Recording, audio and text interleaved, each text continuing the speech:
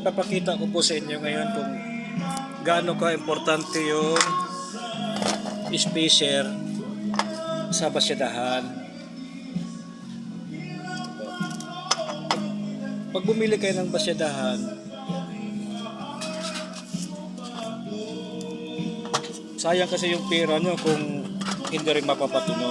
Ito po kasi, ito yung spacer na nabibili. Uno. Tingnan nyo po. Ayan po siya, manipis po. Ayan po yung nabibili, oh. Ito.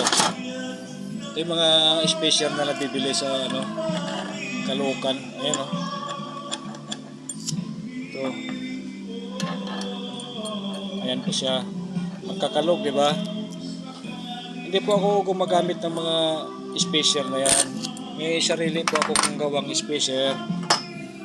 Ito po siya. Makapal po yan. Sabay ko pong pinasadahan yan dito at saka dito sa likod para wala pong kalog yung bato natin.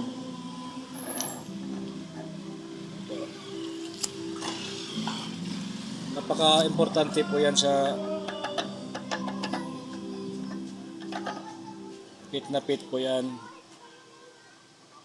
Pati na rin po yung nut. Hindi rin pa ako gumagamit ng nut na bili lang kasi yung mga nabibiling nut, ano po yan, hindi po sentrado yan, gaganon-ganon din po yan. Kaya hindi rin po titino yung bato natin. Ito nga palang nut na gawa ko, kung pansinin nyo, itong isang side may guhit. Dito wala, plain lang. Ibig sabihin yung may guhit na yan, sa mga nakabili sa akin ng shafting ko, ito may guhit to, ito yung nasa loob.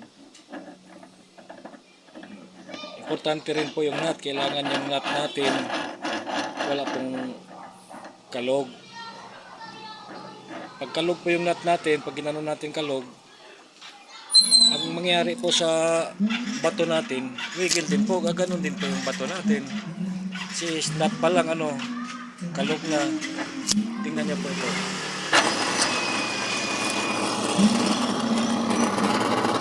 Yung nut pa lang, pansinin niyo ito. Yung nut pa lang, sentrado na. Walang kawigil-wigil yung nut. Yan po sinasabi ko na nut na fabricate sa nut na nabibili. Spacer ko, pinangat yung spacer ko. Diretso. Ito kasi nanggaling yung wiggle. Pag nagkaroon ng wiggle, ibig sabihin, maingay yung basyadahan natin.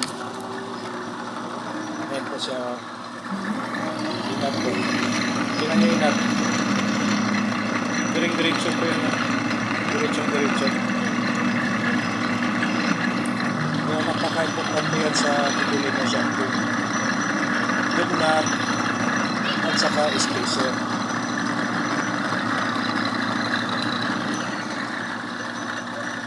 Ipapakita ko naman sa inyo yung spacer na nabibili.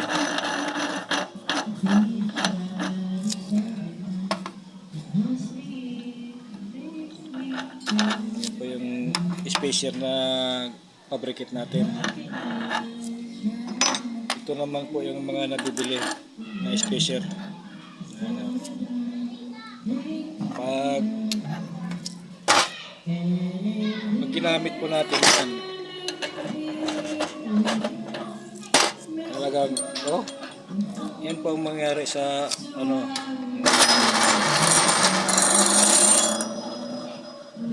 kita nyo.